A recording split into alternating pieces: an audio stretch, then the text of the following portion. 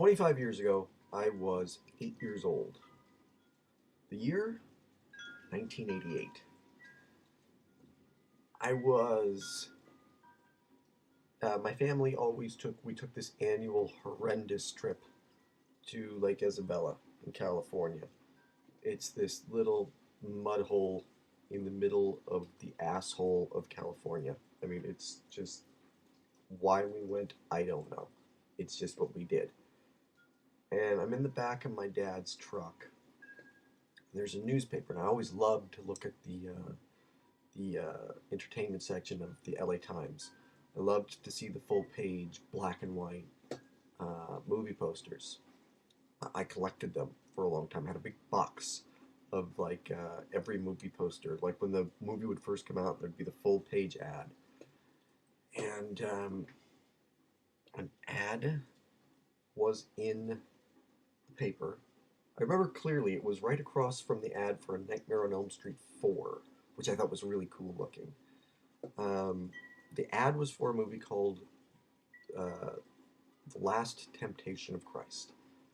And I felt guilty saying the title because from what I had heard about the movie, the little bits that I had read in the paper and stuff, I remember saying to my cousin, "This is the bad Jesus movie." That's how I described it, the bad Jesus movie. Well, I have the bad Jesus movie right here, um, which I have been watching tonight and wanted to talk about because, as anybody who saw my top 100 favorite movies knows, The Last Temptation of Christ, the bad Jesus movie, is one of my favorite movies of all time now.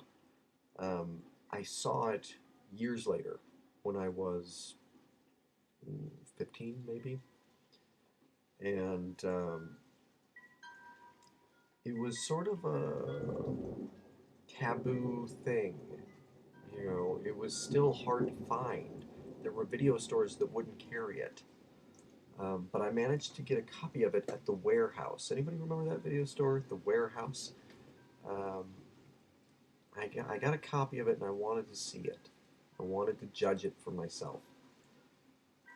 And what I saw as a young, 15-year-old altar boy, who was very, very, I don't want to say devout as a Catholic, but I was interested in the deeper mythology of Catholicism, of Christianity in general. I was fascinated by it, but my heart was in it, and I didn't understand what all the fuss was about watching it. Um, all the controversy that had accompanied the movie over the years, I didn't understand it. Now, I guess it's time for a little history lesson for those of you who have never heard of this movie or who weren't alive when the movie came out. Makes me feel like an old man right now, but anyway, the movie, it's a film by Martin Scorsese, based on a novel by, and I'm going to butcher this, Nikos Kazanakis, who I believe he wrote, I think it was Zorba the Greek. Um, the book is really good too, by the way. Um,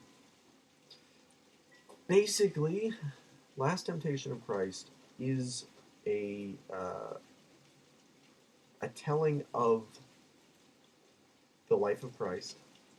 However, it's not the traditional telling. Um, when we first encounter Jesus, he is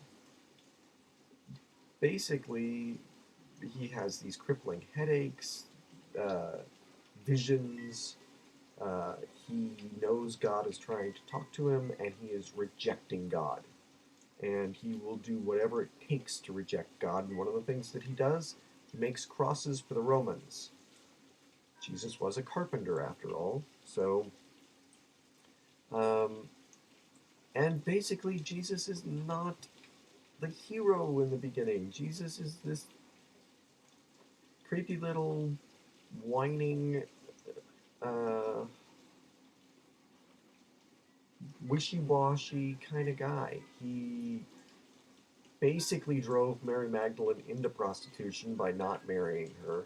Um, he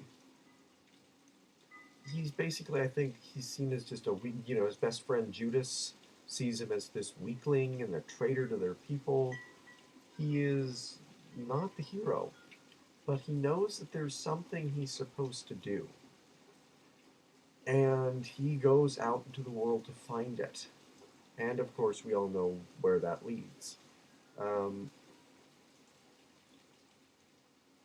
in the movie and in the book, divinity is not a given with Jesus. The idea that Kazanakis and that Scorsese had that fascinated them, that fascinated me when I read the book, when I watched the movie, was the duality of Christ. This person who is all man, he is a living human being with biology no different than any of us, and he's also all God. He is both. And what would that be like? Because those are two completely contrasting things. One is being all spiritual and ethereal and non-corporeal, and the other is being us. And what is that? How do you exist? It would be, I would think, maddening. And yet at the same time, also once you're in it, once you've gotten used to living, that moment of deciding I'm going to sacrifice myself, I'm going to be crucified, would be terrifying. And it would have to be, because if it wasn't, then there's no sacrifice. It has to be something that Jesus doesn't want to do. He has to want to stay here. He has to want to have a wife, have children. If he doesn't want those things, then there's no sacrifice whatsoever. He's just going through the motions. It's God came down, made himself a body, and went, all right, I got 33 years to kill. Let's just do this thing, all right? Um, and it couldn't be that. There had to be sacrifice. So, as the movie goes along, it gets a little bit more into the rhythm of telling more traditional biblical stories, water to wine, uh, um, curing the blind, raising Lazarus, all those things. We see that. Through the eyes, though, of this Jesus who is still struggling. He's not sure what he's supposed to be doing. It changes constantly. It's this evolving idea of what he is supposed to do, who he is supposed to be. And it's fascinating, and it's beautiful, and it's wonderful to watch. Um, and of course, it ends. Well, it doesn't end with the crucifixion. It leads to the crucifixion. He's up on the cross. Father, why have you forsaken me? And I'm gonna get into major spoiler territories. Anybody who hasn't seen the movie, just turn this off, watch the movie, come back.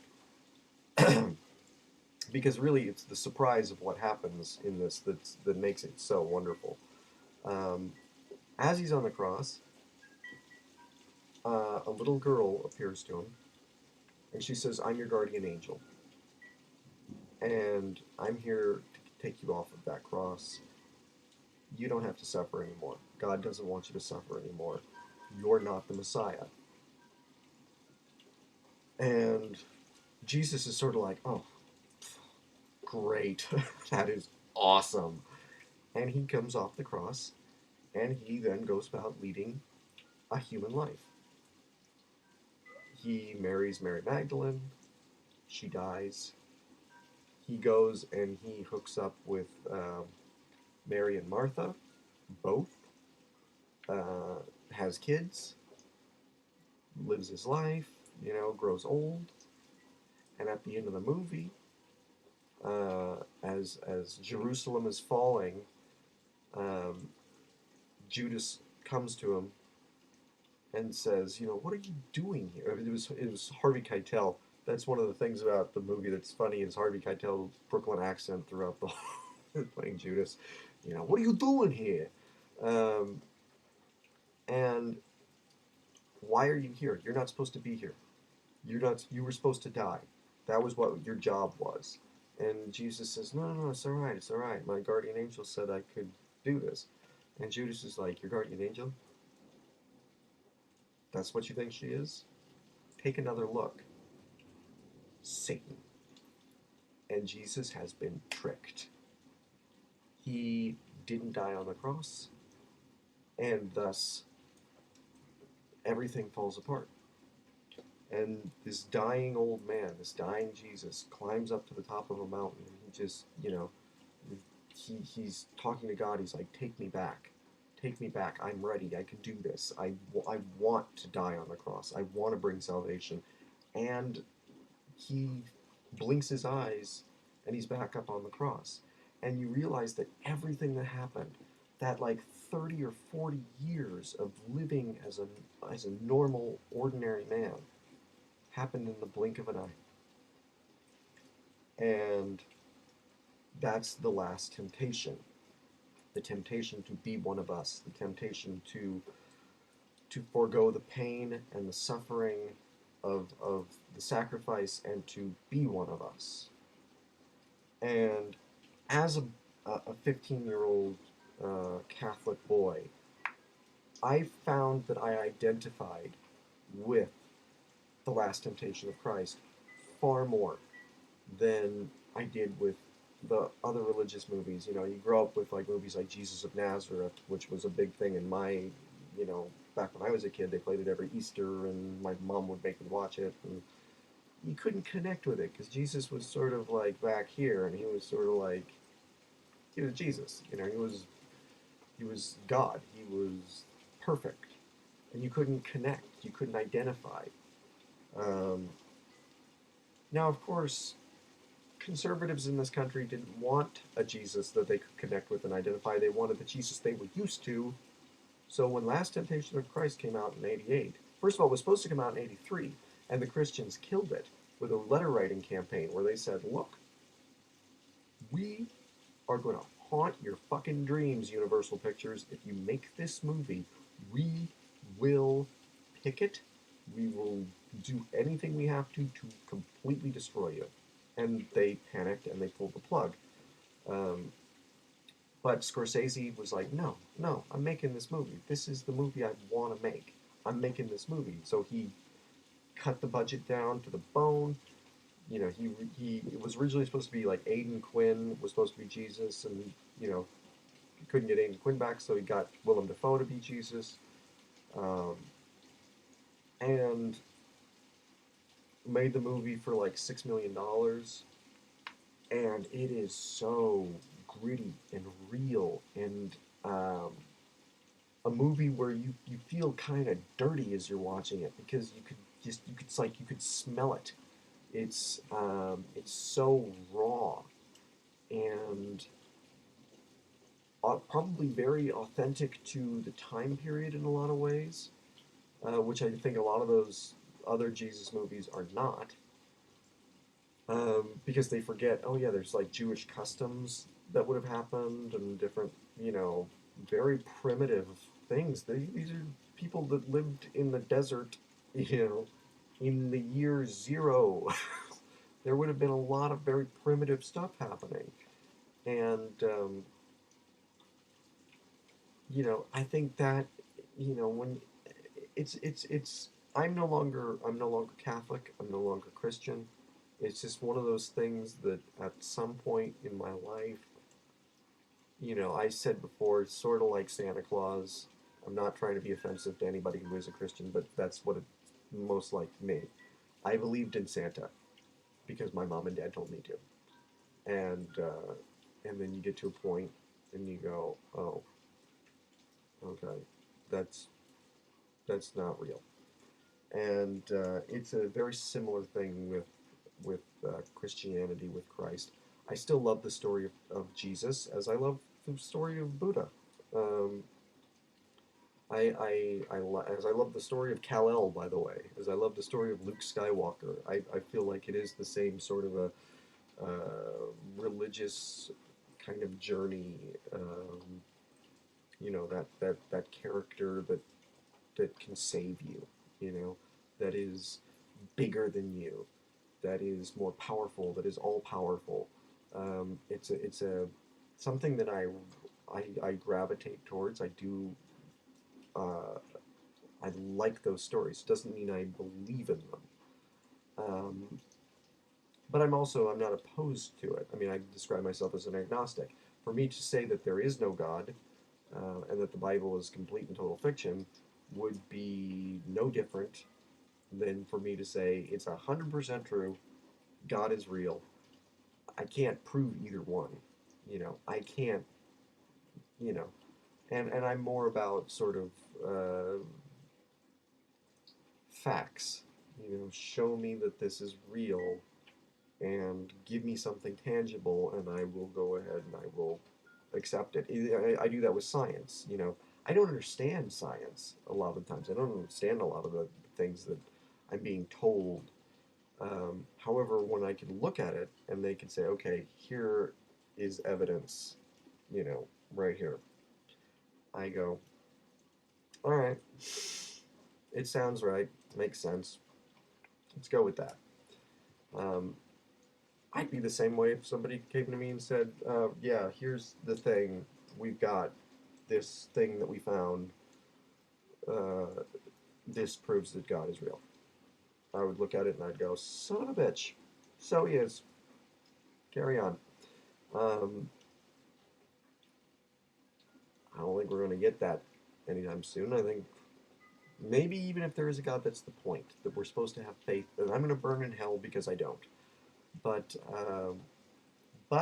if I'm burning in hell alongside Martin Scorsese because he made this movie, you know what? It's not a bad place to be. Because The Last Temptation of Christ, I'm recommending it 100% to believers and non-believers alike. This is a beautiful movie. It is a gorgeous movie. It is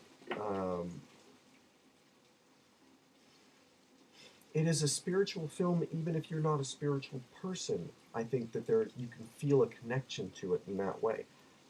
It is, maybe strange to hear me say that, but I still feel that connection to it that I did when I was 15.